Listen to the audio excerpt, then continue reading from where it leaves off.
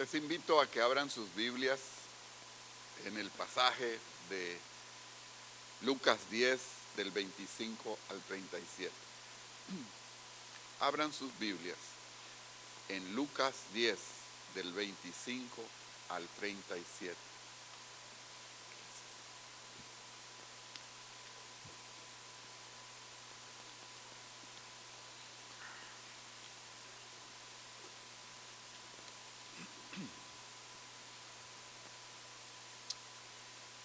Especialmente el versículo 27 de esta porción dice: aquel respondiendo dijo: amarás al Señor tu Dios con todo tu corazón, con toda tu alma, con todas tus fuerzas, con toda tu mente, y a tu prójimo como a ti mismo.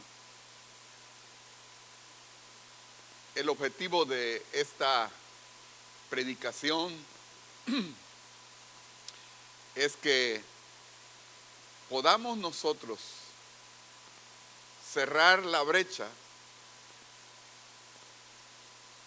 entre amar a Dios y amar a nuestro prójimo. Esa es la parte más difícil. Este versículo es la joya del Evangelio. Y yo quisiera que en esta mañana pudiéramos comprender esa verdad entre lo que significa amar a Dios y lo que significa amar a nuestro prójimo. Y podamos nosotros cerrar esa brecha.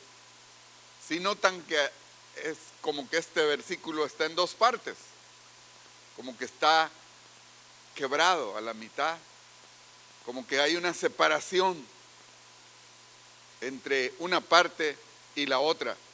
Pero Jesús enseñó esto con el fin de que nosotros podamos cerrar esa brecha y de esa manera cumplir así su voluntad.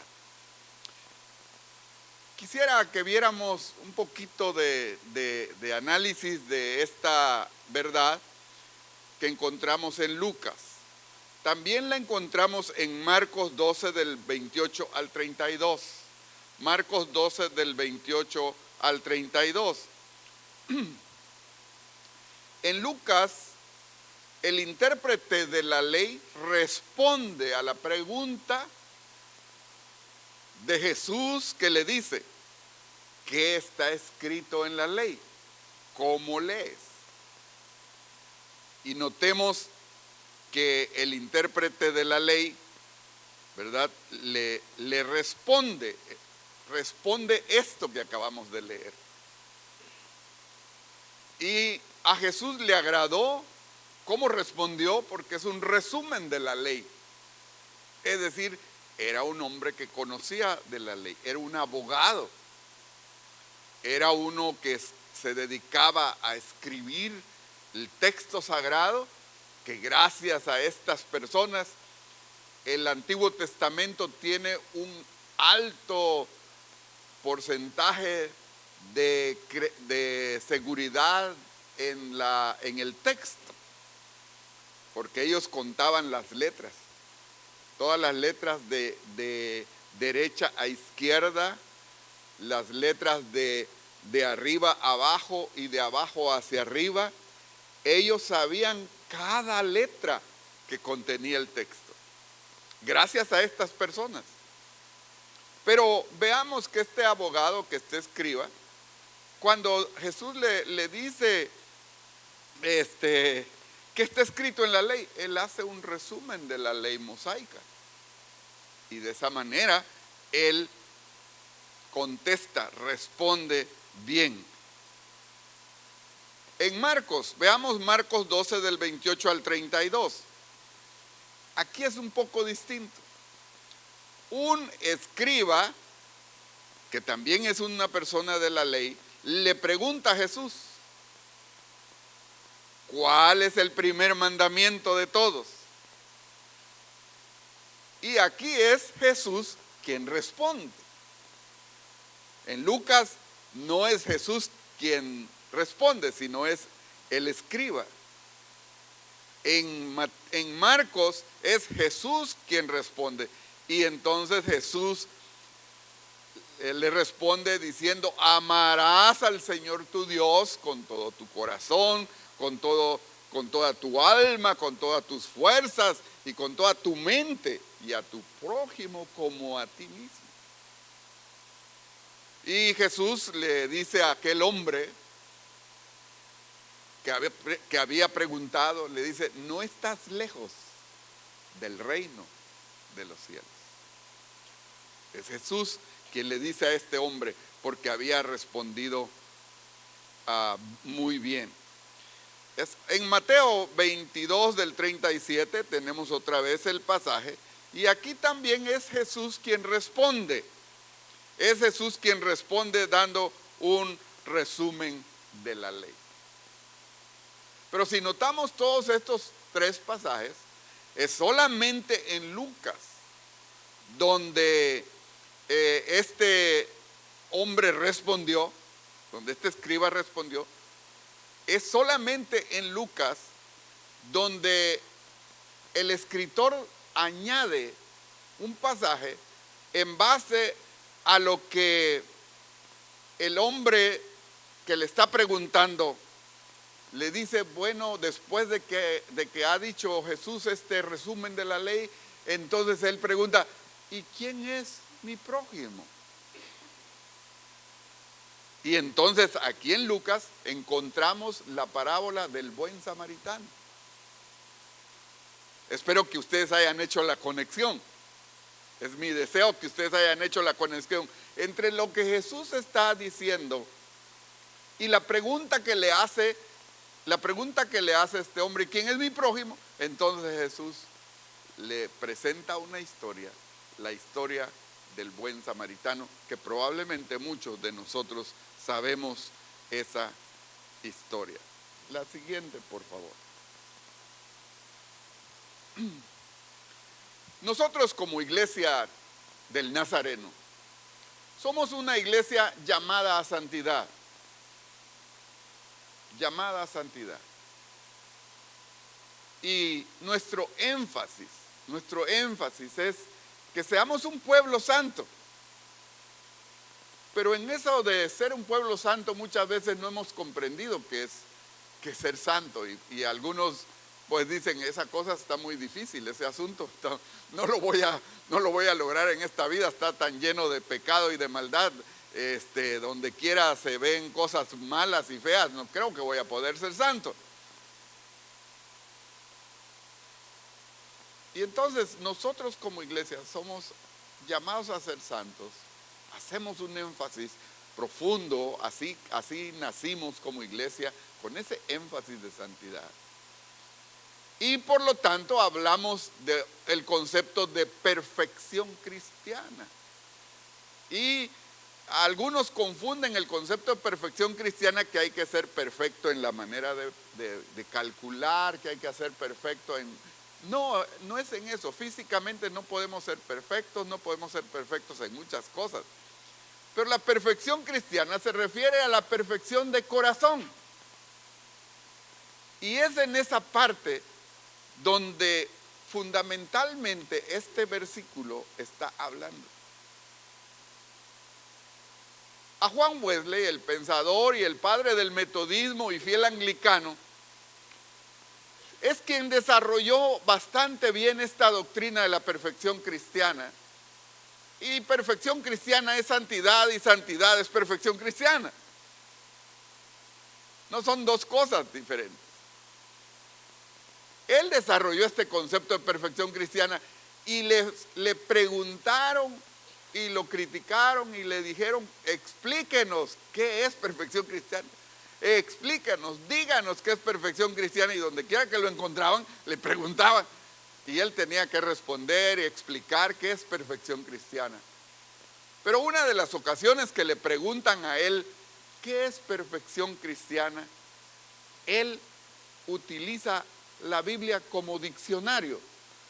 Y dice: bueno, perfección cristiana es: amarás al Señor tu Dios con todo tu corazón, con toda tu alma, con todas tus fuerzas, con toda tu mente, y a tu prójimo como a ti mismo.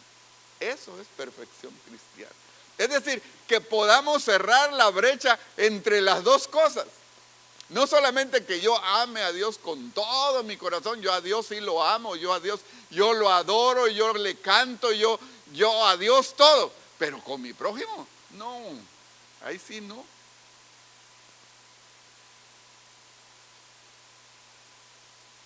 Entonces, hay una gran necesidad de que nosotros podamos comprender esta porción y podamos tener un corazón perfecto cuando alcancemos a hacer las dos cosas como Dios quiere que la hagamos.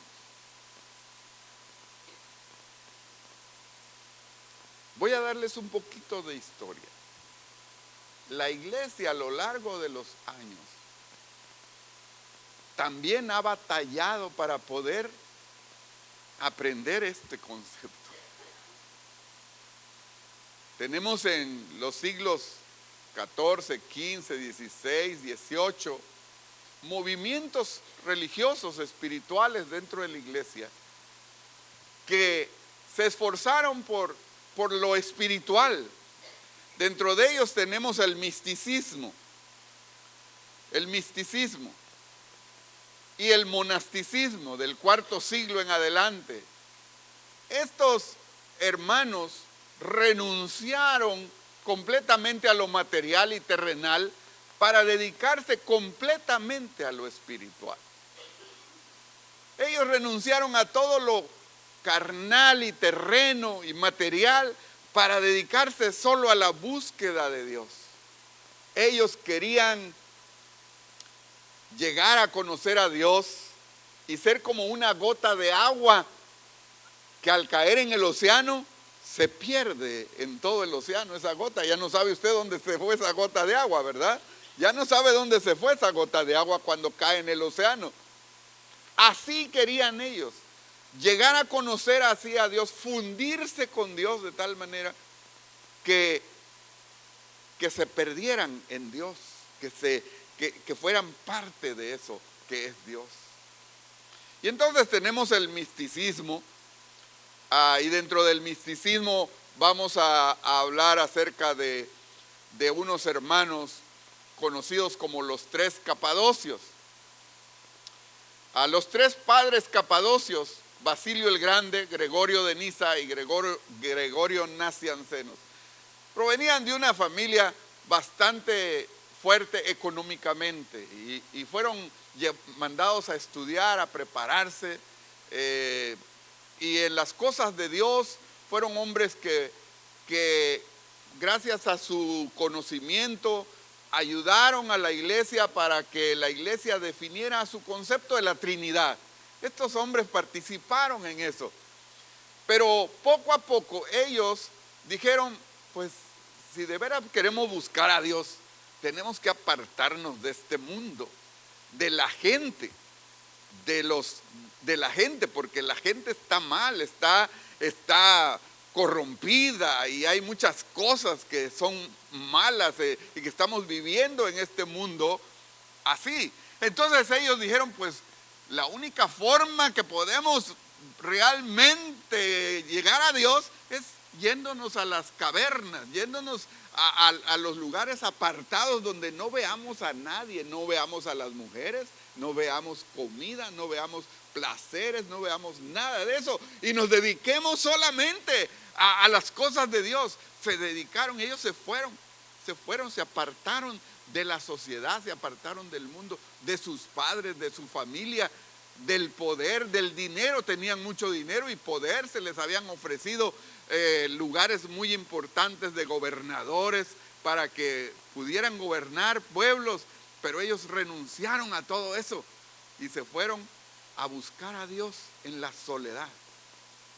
Allí renunciaron a toda comodidad. Lo que hicieron es dormir en una piedra, dormir en el piso, sin ninguna comodidad. Y también empezaron a renunciar a la comida, porque el placer de la comida, pensaron que ellos que eso también estaba mal. Y entonces dijeron, vamos a renunciar a la comida. Y cuando comían, dice que mezclaban su comida con ceniza, para no sentirle sabor, para no sentir placer carnal. Y de esa manera ellos sentían que estaban verdaderamente renunciando a todo lo malo. Y se dedicaron a la oración y al ayuno, a la lectura de la palabra, a la lectura de la Biblia, a la contemplación, a la meditación, oración y ayuno, ayunos intensos que pues murieron de inanición, porque renunciaron a todo eso, a todo placer, a todo aquello que les provocara placer, lo renunciaron. Podríamos decir que estos hermanos fallaron porque solamente buscaron a Dios y dejaron a sus hermanos, a su prójimo. Perdieron la relación con la sociedad, con los demás seres humanos. Sí, estamos viendo la brecha. Estamos viendo, por un lado estas personas están buscando a Dios y podemos decir qué bueno que están buscando a Dios, ¿verdad? Con tanta intensidad, y alguno de ustedes diga, sí me gustaría a mí buscar a Dios. Bueno, está bien. Pero ¿cuál es el problema de estos hermanos? Que perdieron piso, perdieron esa comunión con su prójimo. ¿Por qué? Porque el texto dice, amarás al Señor tu Dios, pero también a tu prójimo como a ti mismo. Entonces ahí están las dos cosas. Pasamos a la otra diapositiva. Dentro del humanismo, aquí tenemos otra corriente. El humanismo, la era de la iluminación o de la razón, empezó a poner énfasis más bien en el ser humano, en el hombre, haciendo cosas por el hombre mismo, como diciendo, ¿qué es eso de estar buscando a Dios? Pero la verdad es que no le hago bien a mi prójimo. Yo me voy a dedicar a hacerle bien a mi prójimo. Y de ahí surgen los altruistas, las personas que aman al hombre por el hombre, que se conocen como filántropos, amando al hombre por el hombre, buscando cómo ayudar socialmente al hombre, cómo hacerle bien al hombre. Y el humanismo es la doctrina que estamos viviendo hoy, actualmente en el mundo, y que se ha filtrado a las iglesias, y que no solamente se ha filtrado, sino hay predicadores en nombre de la palabra de Dios que predican solamente humanismo secular, humanismo, pero no predican el evangelio de verdad. A veces es muy difícil hacer la distinción entre lo que es el verdadero cristianismo y lo que es el humanismo, el secularismo. Es muy difícil hacer la distinción. Entonces tenemos aquí, vamos a decir dos cosas, como, ¿sabe cuál es el péndulo en el reloj que está ahí? ¿Sabe cuál es el péndulo? El que se está moviendo. Se mueve para un lado y para otro. Se mueve para un lado y para otro. Y muchas veces la religión ha sido así. Muchos dicen, no, yo voy a buscar a Dios con todo mi corazón. Y sí, con Dios sí, ahí me llevo muy bien con Dios. Pero ¿qué de mi prójimo? Otros dicen, no, yo solamente voy a buscar ayudar a mi prójimo y hacerle bien. Yo no vivo en la iglesia, pero yo sí le hago bien a mi prójimo. Yo trato bien a mi prójimo. Yo hago bien las cosas. Ese es humanismo. El bien del ser humano solamente por el hombre, haciendo las cosas por el bien del hombre. ¿Qué podemos aprender? ¿Qué podemos recuperar de estas dos tendencias constantes en la iglesia? De los hermanos capadocios, ¿qué podemos? Y no solamente de los capadocios, sino tenemos los del desierto, los padres del desierto.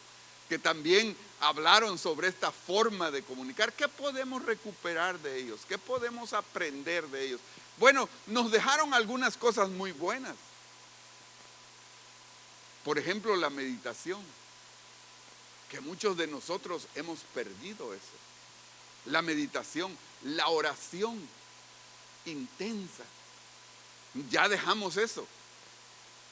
Si oramos 5 minutos está bien. Y algunos se atreven a decir, ¿para qué tanta oración? Pero la verdad es que ese es un principio fundamental de la iglesia, que la iglesia debe mantenerse en oración. La Biblia claramente dice, orando en todo tiempo, dice, en todo tiempo. Entonces, la meditación, la contemplación, el que dediquemos tiempo para contemplar a Dios, para buscar esa imagen de Dios que necesitamos verla, necesitamos sentirla, que necesitamos buscarla. ¿Cuántas veces usted ha querido sentir la mano de Dios con usted? Está pasando por algún problema, pero quisiera sentir la mano de Dios, quisiera sentir la presencia de Dios. Tiene miedo a algo, quisiera sentir la presencia de Dios. Pero para ello necesitamos dedicar tiempo a la meditación y a la contemplación de Dios. Entonces, esas cosas son buenas, ¿verdad? Que nos ayudan a recuperando lo que el misticismo y otras formas de pensamiento cristiano nos han dejado y que lo hemos vivido. Pero ¿qué podemos aprender del humanismo y de la era de la razón? Pues que se preocuparon por el prójimo. Eso también nos debe hablar a nosotros. ¿Realmente estamos preocupados por nuestro prójimo? Estamos viendo de qué podemos servir a nuestro prójimo, cómo lo podemos ayudar a nuestro prójimo. Estamos haciendo eso. ¿De qué manera podemos tratar mejor a nuestro prójimo? ¿De qué podemos ver a nuestro prójimo como la cara de un ángel y no la cara del diablo? Que podamos ver a nuestro prójimo así, como la cara de un ángel, el rostro de un ángel. Jacob y Esaú estaban peleados, pero el día de la reconciliación él pudo ver el rostro de su hermano, y dice que el rostro de su hermano era como el rostro de un ángel.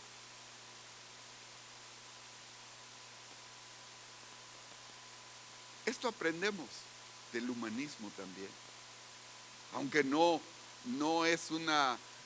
para nosotros no es la religión correcta, pero aprendemos de eso, que realmente se preocupa por su prójimo. Y lo que estamos viviendo actualmente, el cristianismo actualmente va a dejar de ser cristianismo para convertirse en humanismo. ¿Vamos a permitir eso? ¿Vamos a dejar que así sea? Porque nosotros mismos no podemos hacer la parte que Jesús nos dice que hagamos. ¿Cuándo tengo yo un corazón perfecto? La siguiente diapositiva. Que en nuestro diario vivir nos esforcemos a cerrar la brecha. Porque si decimos que amamos a Dios, amemos también a nuestro prójimo. Es decir, le podemos decir a Dios, Señor, yo te amo, Señor, tú eres mi Señor, tú eres mi Dios. Señor, a ti te amo con todo mi corazón. Pero se lo podemos decir también a nuestro prójimo, que lo amamos. O es lo opuesto. Lo maltratamos, lo agredimos, lo lastimamos, le hacemos cosas que no debemos de hacer a nuestro prójimo. No tenemos un corazón compasivo, misericordioso. Y aquí viene la parábola, ¿verdad?, que nos presenta el Señor Jesús. Recordemos la exhortación del anciano Juan. ¿Cuál es la exhortación del anciano Juan? El que no ama a su hermano, dice, permanece en muerte. Todo aquel que aborrece a su hermano es homicida. Aborrecer. ¿Cómo me cae de mal esa persona? ¿Verdad? No les ha pasado así. No lo puedo soportar. Me cae mal. Me cae como un trago de agua helada en la mañanita, en ayunas. No decir otra cosa, ¿verdad? Me patea por dentro esa persona. Cada vez que lo veo, se me echa a perder el día.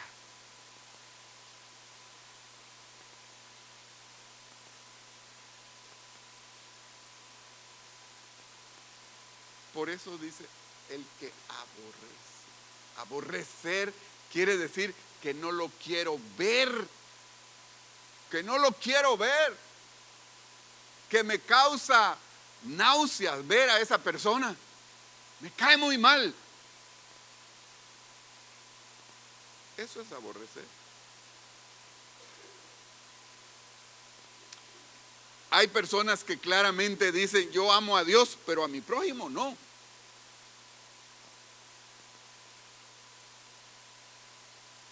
Claramente lo dicen. Yo amo a Dios, pero a mi prójimo no. No quieren nada con su prójimo. Cristianos que piensan que la vida cristiana es solitaria, aislada de los demás. Te recuerdo que la vida cristiana es para vivirse en comunidad. Es para vivirse en comunión unos con otros. Y aquí en esa comunión es donde a veces vamos a aprender a amar a nuestro prójimo. Porque mi prójimo muchas veces es difícil de amar. ¿No les ha tocado a gente así? Difícil de amar. Son difíciles, por el lado que le busquen. Son difíciles de amar. Pero Dios está diciéndonos, no, tienes que amarlo, así como dices que me amas a mí, tienes que amarlo. El pueblo judío, ¿qué pasó? ¿Por qué es que pregunta este hombre, quién es mi prójimo? Porque ellos no amaban a sus vecinos. Para ellos sus prójimos, y el samaritano es una persona ofensiva para ellos, porque está contaminado. Se cree que lo consideraban judíos de segunda. Judíos de segunda, porque un rey trajo otro pueblo a esta ciudad de Samaria y se contaminó la sangre, se casaron entre ellos y ya no eran judíos buenos, estaban contaminados. Puchi, se vayan para allá, no quiero ni verlos. Así. Por eso él pregunta, ¿y quién es mi prójimo, verdad? ¿Quién es mi prójimo? Y ya también nosotros muchas veces nos vamos a preguntar, ¿quién es nuestro prójimo? Entonces Jesús les habla de la parábola, que es bien conocida y bien sencilla. Y de ejemplo les pone un samaritano. O sea, le puso lo peor, ¿verdad? Al que no querían ellos, les puso de personaje principal de la historia. Y al que cayó en manos de ladrones, pues todos hemos caído en manos de ladrones. Todos hemos sido agredidos y lastimados. Y pasó la religión y no hizo nada, porque habla de un sacerdote y habla de un levita. No hicieron nada por él. Y entonces, al término de la historia, Jesús le pregunta a aquel que preguntó, le pregunta, ¿quién crees tú que fue el prójimo de aquel hombre? Y aquel hombre respondió claramente, el que mostró misericordia. Qué contundencia, ¿verdad? De la historia. El que mostró misericordia, ese es el verdadero prójimo. Y así la historia entonces concluye dándonos la lección de que no podemos nosotros, si buscamos tener un corazón perfecto conforme a idea de Dios, a la imagen de Dios, necesitamos cerrar esta brecha en nuestro diario vivir. Debemos cerrar esta brecha. Y Juan el teólogo nos dice varias cosas en Juan. Nos dice el anciano Juan el teólogo, define bien esta situación.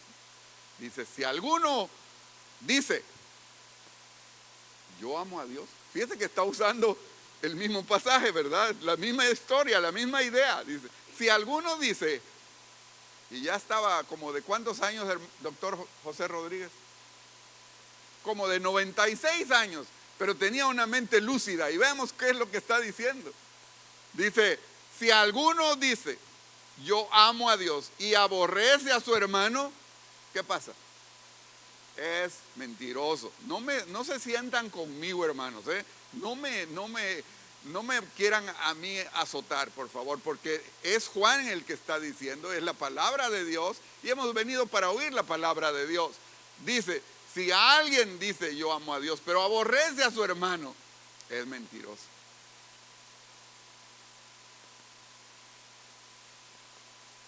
Ya no te debe caer mal el hermano. Ya no te debe caer mal tu esposa. Me caes mal. Ya no te debe caer mal tu esposo. Ya no. Todos los que te rodean. Pues el que no ama a su hermano, a quien ha visto, dice, ¿cómo puede amar a Dios a quien no ha visto? El que ama a Dios, ame también a su hermano. Primera de Juan 21 y 22. Entonces,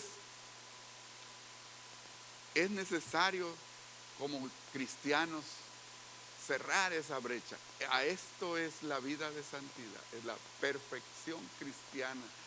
No, yo no le estoy dando ningún concepto teológico, así que diga usted, no, esto está muy difícil de entender. No, es la palabra de Dios, simple y sencillamente. Es la palabra de Dios que nos está diciendo a nosotros cuál es la vida santa, cuál es la vida perfecta en Cristo. Así que podríamos concluir diciendo o preguntando, ¿cómo tratas a tu esposa? Porque tenemos que aterrizar, ¿o no? ¿Cómo tratas a tu esposa? ¿A puro grito y sombrerazo?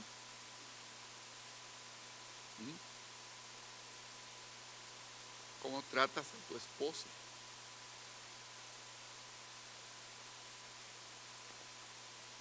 Porque ahora las mujeres también, si escucharon ese programa donde esta chica se casó estaba casada y ella le pega a él y hasta que lo tira y lo deja ahí en el suelo tirado. Se entrenó, se capacitó especialmente porque ella veía cómo su papá le pegaba a su mamá y dice, no, yo no me voy a dejar. Yo, que me quiera, le voy a sonar. ¿Cómo tratas a tu esposo, hermano? ¿A sartenazos? No, hermano, no es risible, hermanos. Yo quiero que entienda que no es risible. Son cosas que suceden. A mismo Juan Wesley, que escribió sobre la perfección cristiana, se dice que se casó una vez y se casó con una mujer que lo arrastraba del pelo. Entonces, si es posible, hermanos, que la mujer trate mal a su esposo, lo trate mal siempre, para todo lo trate mal. ¿Cómo tratas a tus hijos? Los tratas con amor. ¿Cómo tratas a tu mamá? ¿Cómo tratas a tu papá, a tu abuelo, a tu abuela? ¿Cómo los tratas? ¿Sabe qué es prójimo? próximo. Es el que está cerca de ti. Eso quiere decir prójimo. Próximo. ¿Cómo tratas a los que están cerca de ti? Qué bueno que amas a Dios, que ames a la iglesia, pero debes amar a Dios con tanta pasión que todo tu ser sea estremecido por ese amor, que no ames a Dios de labios solamente, y así como amas a Dios, ames a tu prójimo también. Es lo que Dios quiere, que todos podamos aprender a cerrar la brecha entre una cosa y la otra. Y Jesús fue más allá y le puso esa frutita roja, ¿cómo se llama? La cereza al pastel, ¿verdad? Le puso la cereza al pastel. Fue más allá. Y le dice a sus discípulos, y como había mucha gente ahí, se lo dice a ellos.